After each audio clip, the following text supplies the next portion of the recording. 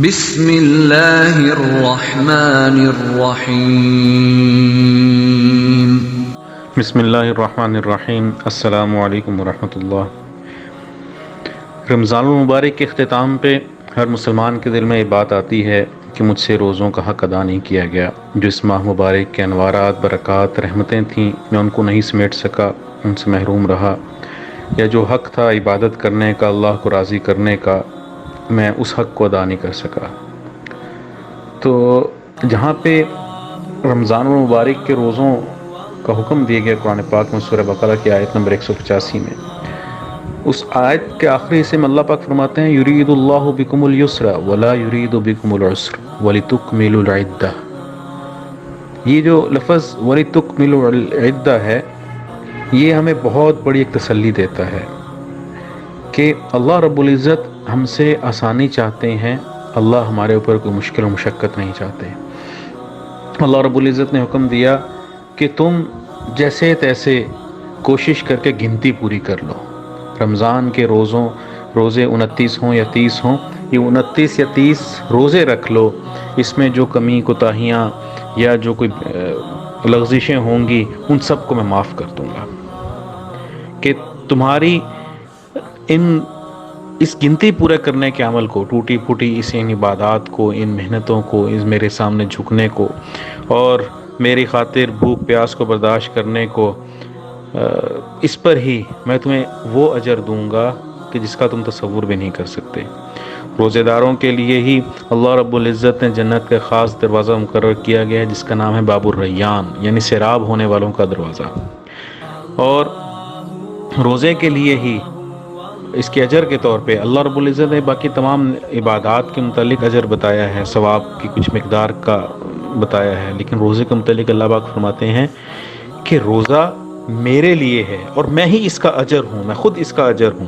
تو یعنی اس کا اجر و ثواب کو بیان کرنا ہی ممکن نہیں ہے۔ جو روزے دار 30 دن یا 29 دن کے روزے رکھتے ہیں، اس کا جو اجر اللہ رب العزت عطا فرمائیں گے۔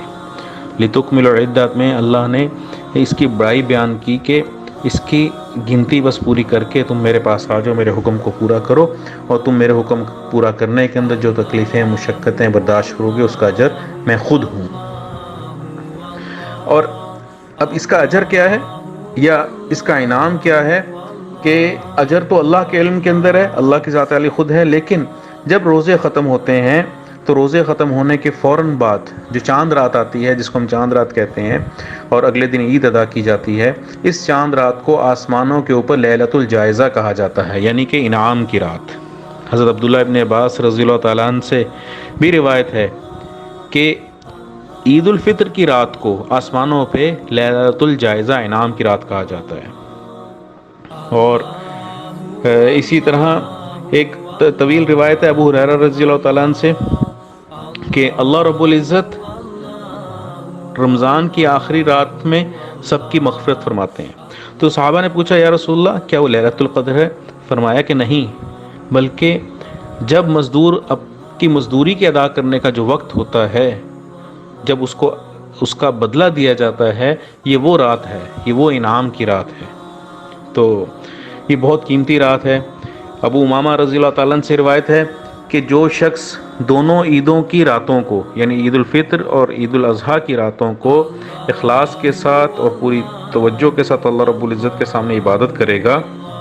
تو اللہ رب العزت اس کے دل کو اس دن مردہ نہیں فرمائیں گے جس دن سارے دل پریشان ہوں گے، یعنی کہ قیامت کا دن۔ اور ایک روایت میں آتا ہے کہ فتنوں کے وقت میں اللہ رب العزت اس کو ہدایت فرمائیں گے، کسی فتنے میں مبتلا نہیں ہونے دیں گے۔ تو یہ بہت قیمتی رات ہے، اس کا ہم اہتمام کریں۔ ہم سے بہت زیادہ لغزش کوتاہی یہ ہوتی ہے کہ ہم اس رات کو بازاروں میں برباد کر دیتے ہیں، وہاں پہ ضائع کر دیتے ہیں۔ یہ رات تو اللہ سے لینے کی رات ہے، اللہ کو منانے کی رات ہے۔ یہ اللہ کی طرف سے آسمانوں پہ خوشیوں کا ایک سماع ہوتا ہے، کہ اللہ کی طرف سے انعامات اور بارشوں کا ایک سماع ہوتا ہے، کہ جو ہمیں اللہ سے لینا چاہیے کہ ہم اپنے اوقات کو قیمتی بنائیں۔ اور ایک اور عبداللہ ابن عمر رضی اللہ تعالیٰ عنہ کی روایت ہے کہ 5 راتیں ایسی ہیں جس میں دعا رد نہیں کی جاتی۔ اس میں ایک امام شافعی رحمہ اللہ نے بھی اس قول کو نقل کیا ہے کہ ایک لیلۃ الجمعہ یعنی شب جمعہ کی رات، رجب کے مہینے کی پہلی رات، شعبان کی 15 رات اور دونوں عیدوں کی رات، عید الفطر اور عید الاضحیٰ کی رات، کہ ان راتوں میں دعائیں قبول ہوتی ہیں، دعا رد نہیں ہوتی۔ یہ رات عبادت کی رات ہے، یہ رات بہت قیمتی رات ہے۔ ہم اس میں اپنے اوقات کو قیمتی بنائیں اور کوشش کریں کہ اپنے غیر ضروری کاموں میں مشغول نہ ہوں، جس طرح ہم لیلۃ القدر میں اہتمام کیا کرتے تھے عبادت کا، اللہ کو راضی کرنے کا، اللہ سے دعاؤں کا، اسی طرح اس رات میں بھی ہم خوب دعائیں کریں اور اللہ رب العزت سے مانگیں کہ اللہ رب العزت ہماری مغفرت فرمائے، پوری امت کی مغفرت فرمائے، اور اسی طرح جو ہے جتنے بھی لوگ دنیا سے جا چکے ان سب کی مغفرت فرمائے۔ پھر ایک اور روایت میں مغفرت کا جہاں تک بات آئی کہ ایک روایت یہ ہے کہ ہر روز رمضان المبارک کے ہر روز اللہ رب العزت تقریباً 10 لاکھ لوگوں کی مغفرت فرماتے ہیں، ایسے لوگ جن کے اوپر جہنم واجب ہو چکی ہے اور ان کا جہنم کے لیے فیصلہ کیا جا چکا ہے، ایسے لوگوں کو ایسے 10 لاکھ لوگوں کو اللہ پاک ان کی مغفرت فرما کے ان کو جنت میں داخل فرماتے ہیں۔ تو فرمایا کہ اس رات میں یعنی اس چاند رات میں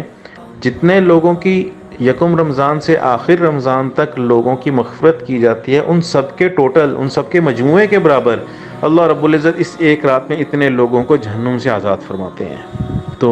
یہ مغفرت کی رات ہے، یہ اللہ سے مانگنے کی رات ہے۔ ہم اس رات کی قدر کو پہچانیں اور اس میں خوب عبادت کریں۔ صبح عید کا دن ہے، خوشی کا دن ہے، اپنے گھرانے کے ساتھ، اپنے رشتہ داروں کے ساتھ خوشی منانے کا ایک دن ہے۔ تو اللہ پاک ہمیں ان لمحات اور ان اوقات کی قدر کرنے کی توفیق عطا فرمائے اور پوری امت کے تمام مسلمانوں کی مغفرت فرما دے، پوری امت کے اوپر اللہ پاک رحم فرمائے، اور اپنے اس کرم فضل کے ان اوقات کے اندر اللہ پاک اس وقت جو ایک عالمی وبا ہے اس میں بھی عافیت کا معاملہ فرمائے، سب کو شفا عطا فرمائے، اس وبا کو ختم فرمائے، اور دعا کریں کہ اللہ پاک سب کے لیے آسانی کا معاملہ فرمائے۔